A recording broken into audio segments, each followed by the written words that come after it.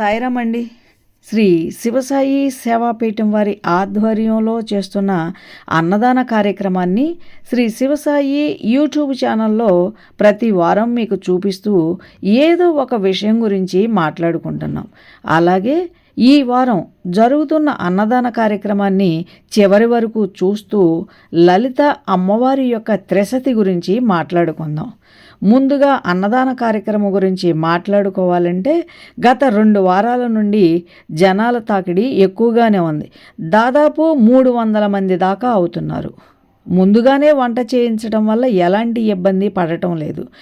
ఇంకా త్రిశతి గురించి మాట్లాడుకుందాం. లలితా త్రిశతి లలితా మహా త్రిపుర సుందరికి సంబంధించిన ఒకానొక రహస్య స్తోత్రం. త్రిశతి అంటే 300 నామాలు. వాస్తవంగా ఈ స్తోత్రం పేరు సర్వపూర్తికారి స్తోత్రం. పరబ్రహ్మస్వరూపము ఒక నిర్గుణ నిరాకారము అయిన శివశక్తి ఐక్యస్థితి.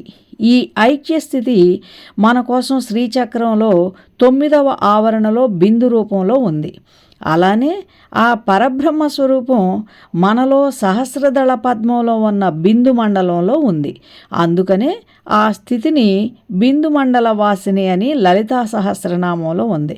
అసలు లలితా త్రిశతి అంటే ఇది లలితా పరాభట్టారిక యొక్క 300 నామాలు ఉన్న త్రిశతి అనే ఒక దివ్య స్తోత్రం.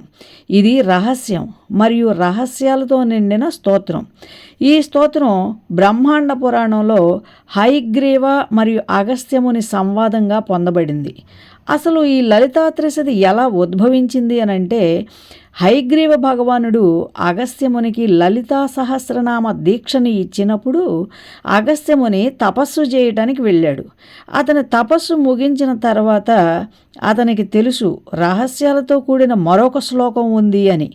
అప్పుడు హయగ్రీవుని వద్దకు వచ్చి, గురుదేవా, లలితాదేవికి ఒక రహస్య స్తోత్రం ఉందని నేను తెలుసుకున్నాను, మీరు నాకు ఇంకా చెప్పలేదు, దయచేసి నాకు ఆ రహస్య స్తోత్ర దీక్షని ఇవ్వండి, తద్వారా అమ్మవారి జ్ఞానమంతా నాకు లభిస్తుంది అని అడిగాడు అగస్త్యముని.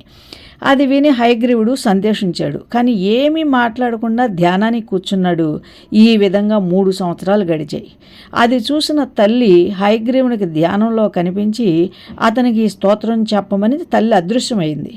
తల్లి ఆజ్ఞనైన హయగ్రీవ భగవానుడు అగస్త్యమునికి లలితా దీక్షను ఇచ్చాడు.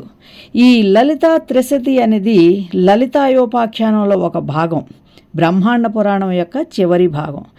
ఈ త్రిశతిని ధ్యానించడం ద్వారా కూడా సమస్త జ్ఞానాన్ని పొందవచ్చు. ఇది సహస్రనామం కంటే చాలా నిగూఢమైనది మరియు రహస్యమైనది. పవిత్రమైన పంచదశాక్షరి 15 అక్షరాల మంత్రం. ఇది కా వర్ణమాలతో ప్రారంభమవుతుంది. ప్రతి అక్షరం 20 పేర్లతో చెప్పబడుతుంది. ఈ శ్లోకం రహస్యాలతో నిండి ఉంది. అందుచేత దాని దీక్షను యోగ్యత గల గురువు నుండి మాత్రమే తీసుకోవాలి మరియు దాన్ని రహస్యంగా ఉంచాలా. ఈ మంత్రం లలితా పరాభట్టారిక యొక్క 15 బీజాక్షరాలు మరియు ప్రతి బీజానికి సంబంధించిన 20 రహస్యాలు 20 నామాలలో దాగి ఉన్నాయి. మరియు ప్రతి నామం ఒక ప్రత్యేక దేవతను కలిగి ఉంటుంది. ఇలా మొత్తంగా 15 బీజాక్షరాలతో 300 రహస్యాలు 300 నామాలుగా వెల్లడి అయ్యాయి. 300 పేర్లు 2 పంక్తులతో కూడిన 59 శ్లోకాలలో చేర్చబడ్డాయి. చాలా వరకు పంక్తులు ఒక్కొక్కటి 2 లేదా 3 పేర్లను కలిగి ఉంటాయి. కొన్నింటిలో 4 లేదా 1 మాత్రమే ఉంటాయి.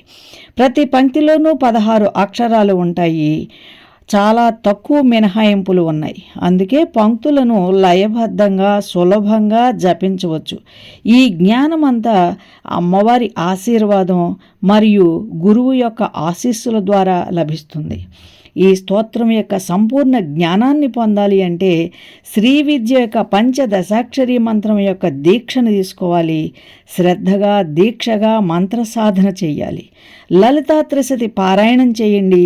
ప్రతి శుక్రవారం లేదా ప్రతిరోజు అధమపక్షం రోజుకి ఒక్కసారి లలితా సహస్రనామం మరియు లలిత త్రిశతి పారాయణం చేయాలి. ఇలా చేస్తే లలితామాత యొక్క అనుగ్రహం లభిస్తుంది.